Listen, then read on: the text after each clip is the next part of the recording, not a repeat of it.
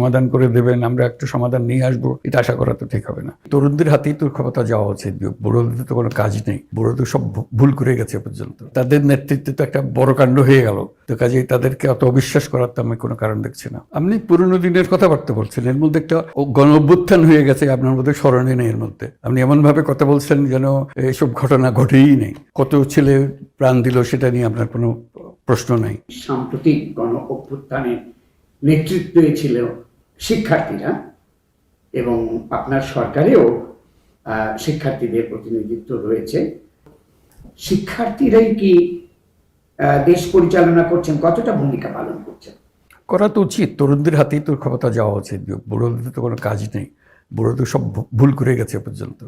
তো কাজে চেষ্টা হোক যে তরুণরা এগিয়ে আসুক, তারা দায়িত্ব নিক, তারাও ভুলভ্রান্তি করবে, ভুলভ্রান্তি সংশোধন করবে নিজেদের।